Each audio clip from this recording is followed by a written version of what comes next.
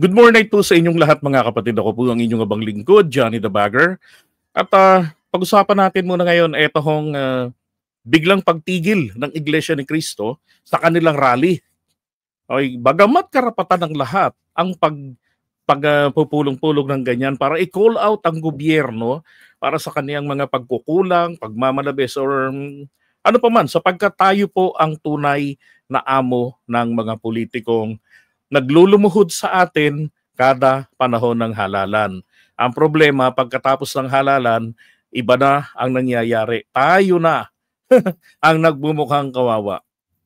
Okay lang po yun. Now, pagdating dito sa mga religious organization, ibang bagay po ito.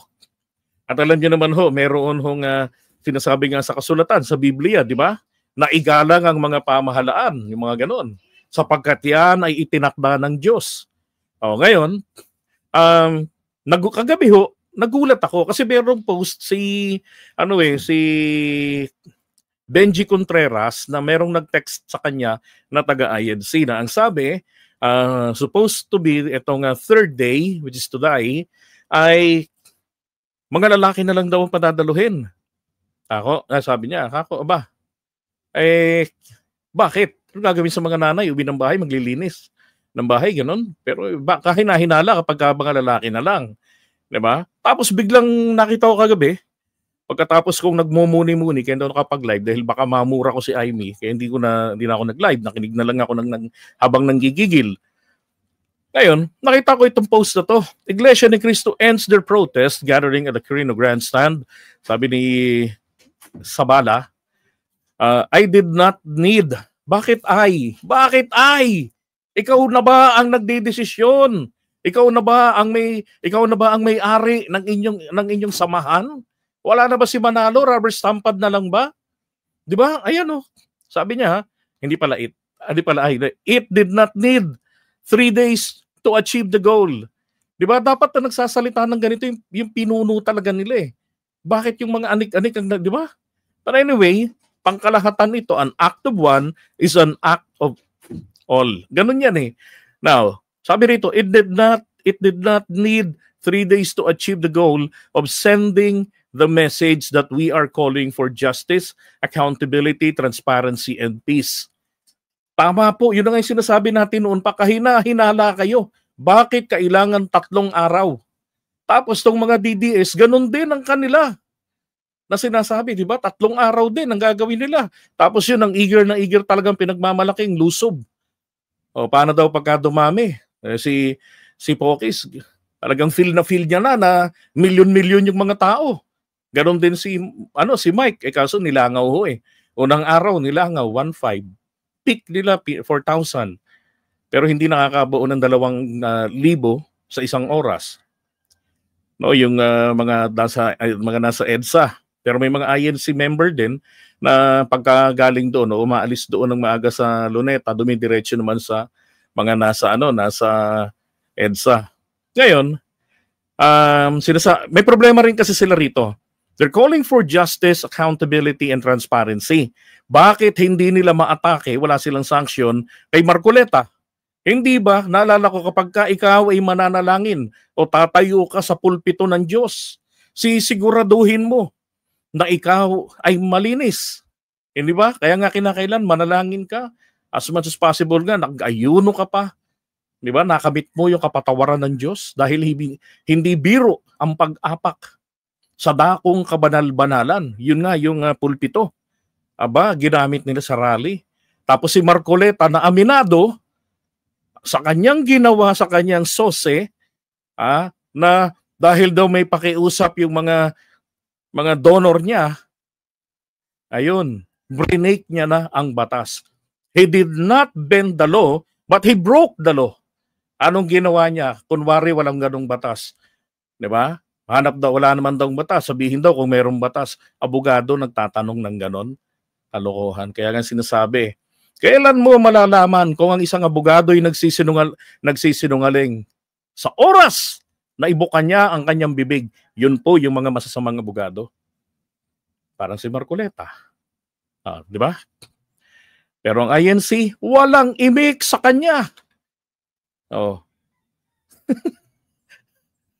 Dapat inuna nila yung sarili nilang yung sarili nilang bakod. Ngayon, naalala ko ito, meron akong post tungkol dito eh. Ito rin ang sabi rito. The INC has abruptly announced the cancellation of its third day of protest scheduled for tomorrow. Bakit po? Kasi nga, totoong pinanindigan nila ang pamumulitika. Tuwan-tuwa ako nung nandun ako, nung sinakita ko yung nakasulat doon sa nagtitinda na hindi kami namumulitika. Kami ay hustisya lamang ang aming hanap. Tama yun, napakagandang basahin. Aba, pinasampa si Marcoleta, pinasampa si Tabingi, si Amy. Mga politiko yung mga yun. Anong ginawa ni Amy? Binaboy. Nanawagan ng pagbibitiw ni PBBM. Hindi lang niya diniretso. Di ba? Ingot na lamang po ang hindi makapick up ng pinakahulihang mensahe ni Amy. Na matatanggap ko pa. Sabi niya. Na yung pong mawala sa'yo. Mawala ka sa pwesto. At uuwi tayo hawak kamay. Kala mo magre-resign siya no? Si BBM lang naman pinagre-resign niya. Yun pinasok ng politika, wala silang ginawa. Sapagkat hindi nila nasaway si Marcoleta. Rally yan ni Marcoleta eh. Dahil yung narrative na inalingaw-ngaw. Pati yung pananalita nila sa kapulisan, hoy nako po. Akala mo kung sino. Kaya nang sabi nila rito,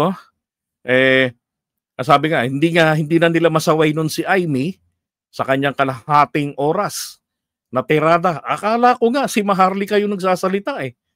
Na lahat ng sinasabi ni Maharlika, sinasabi ni Amy. So alam niyo na source. Di ba? So ganun nababoy. Yung sinasabi nilang mapayapa, oo, mapayapa. Pero nawala ang kabanalan. Di ba? Pag religious organization ang kumilos, hindi dapat magkakaroon ng puwang ang galaw ng kademonyuhan. Di ba? Yung kabastusan ni Amy, ni Marcoleta sa Pangulo, sa pamahalaan, hindi dapat yan nagkaroon ng puwang diyan. Kaya tama lamang nakaramdam sila na dapat nang itigil. Sabi nga rito instructing its followers to head home. Magsiuwi na kayo. At huwag nang magsibalik.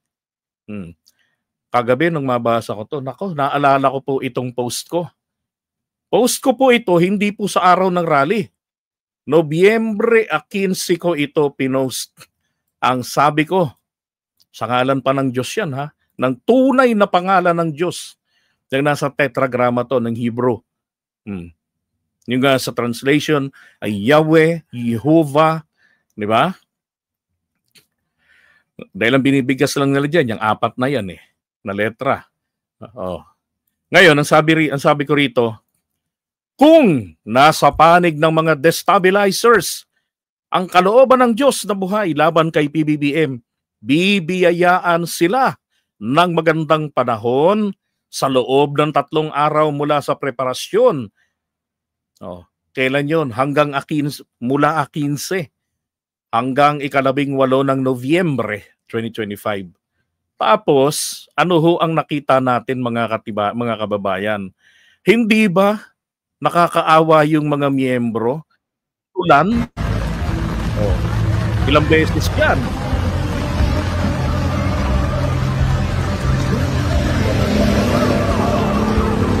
Yan kuha yan kahapon. May kuha pa nga kami ng kapatid ko na nandun kami mismo sa Luneta.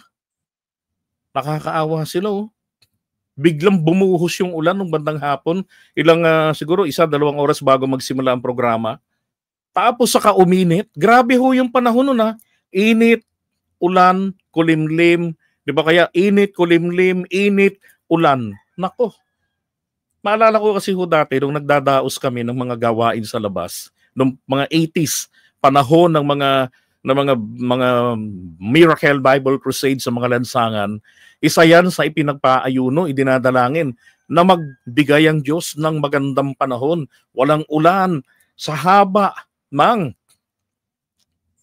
aming programa ng evangelization. Pero yung nangyari hong ito, Diyos ko, di ba sinasabi ko sa live stream ko, idalangin natin na magkaroon ng ulap. Di ba? Yung mga nakapanood nung nandun ako, idalangin natin na magkaroon ng ulap na lalambong sa kanila dahil hindi biro. Dahil naranasan ko ang halos matusta, halos ma-heat stroke sa kakabuntot natin noon sa mga caravan noong 2021 and 22 ni PBBM ng Uniteam. At nakita ko rin yung maraming mga nangabuwal noon na mga senior citizens, lalo doon sa Isabela, sa Kawayan, yung huling-huling proclamation rally. Nakita ko yung init, ang sakit sa balat. Nakamotor pa lang kami ni Pink noon at ng mga alagad ko tanong na ako, balik na tayo pa? Boss, balik na tayo? Ako, hindi pwede. Kailangan natin tuloy. Ayun.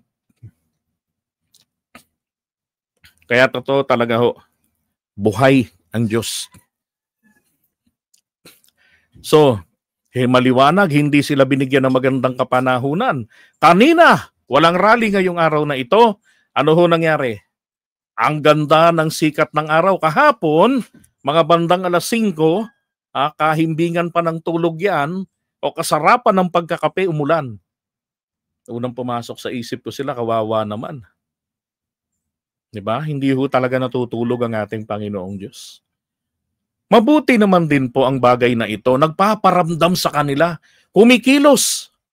At marahil po'y naramdaman nila yon na ang aming binabangga, hindi na ito nakakatuwa ang aming ginagawa sa paningin ng Diyos.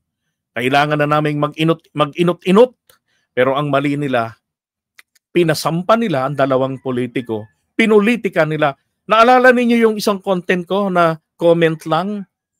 Di ba? Yung tungkol doon sa isang, sabi, yung, yung parang pangambata ng isang miyembro ng INC, na hindi siya sasama, hindi siya makikiisa. Siya ang nagbanggit na nakapronta ang mga politiko. May mataas pong posisyon pala . Pinagbintangan pa nga ng isang vlogger na nag-comment din na nagpapanggap lang. Sabi niya, tunay akong miyembro. Bakit hindi mo itanong kung ano ang aking mga posisyon? Di ba? Grabe. Ay nako, kaya salamat sa Diyos. Dahil kung nagtuloy-tuloy ang tigas ng ulo ng mga ito, baka ngayong oras natin bumabagyot, nagbabahaan na sa Maynila. Di ba? Ang tanong, ipagagamot ba nila yung magkakasakit? Sasaluhin ba nila yung kasalanan na yan, nakalapastanganan sa itinakda ng Diyos? Kung sa palagay nila nagkamali sila ng pagboto kay PBBM, kasalanan nila yan. Di ba? Hindi nila pinili ng maigi ang kanilang iboboto. Kung sino yung malakas, matunog, ang malakas ang winability, yun ang ibinoboto. Ganun din sa ibang mga kandidato na kahit na may mga bahid ng pagnanakaw, ba'y pending na kaso ng plunder gaya ni Jinggoy Estrada, sige, bira. Diba? Ikinampanya, tinulungan. Bakit kayo tumutulong sa mga ganyang klase ng mga politikong tiwali? Eto, terrible ito. Ilan yung mga inendorso nila rito? Na pumasok. Cayetano, Jinggoy, Chis Escudero, Mark Villar, Joel Villanueva. Di ba? Ay nako, napaka-terrible. Jojo Binay. Puro may mga issues. Let the people decide kung merong issues ang mga yan. Pero hindi dapat pangihimasukan ng kahit na sinong grupong pangrelihiyon. Dahil inaasahan po ng taong bayan, pag inendorso ng mga pastor, ibig sabihin, masusugalan natin ito sapagkat ito'y idinaan sa dalangin. Pero sabi nga sa Biblia, nakalimutan ko yung sitas. Ano ang sabi sa sang sitas? Malalaman mo kapag lingkod ng Diyos ang nagsasalita, nangyayari ang kanyang mga sinabi. Di ba? Gaya ni Propeta Elias, nangyayari ang kanyang mga sinabi. Pero kapag sumablay, ginagamit lamang po niya talaga maliwanag ang pangalan ng Diyos. Diba? Kaya ito sinasabi ko sa inyo nung malaman ko kagabi, kinansila nila, nako. Natuwa ako dahil sabi ko, yes, kumilos ang Diyos. Wala, hindi nila makokontra yan. Ikaw ba namang paulad-ulanan, pasamaan ng panahon, init-lamig, 'di ba? Ulan, kahit na may baong kang damit, mauubusan ka. Oh, kulang na lang bigla silang bigyan ng trangkaso. Wag namang mangyari, buti na lang nagsiuwian. Oh. Okay? So, iwan na muna natin ito. At saka maganda po na hindi na sila nagtuloy. Kasi yung mga nasa EDSA, may masamang plano eh. Balak lang, alam mo naman yung mga yun, kukunti lang, napatunayan na hindi sila hindi sila umaabot ng kahit na 10,000 eh. Oh. Pero may plano silang mag-hijack. Tignan ninyo yung post ko doon sa FB ko si JDB. Ilan ng mga DDS hindi naman welcome diyan sa rally nila. Ni-reject nung nagmarcha. Pero nung ginawa, nag-individual. Nandun si Joey, bumili ng tig-50 sombrero. Si Boy Lighter na andun din. O, bumili rin. Diba? Biruin mo na, pasukan kayo ng mga infiltrators, tapos pinagtabuyan nyo yung mga pulis na merong intel, na merong nagbabalak na maghasik ng gulo. Police pump, pinagbintangan yung manggugulo. Oh, good luck. Diba?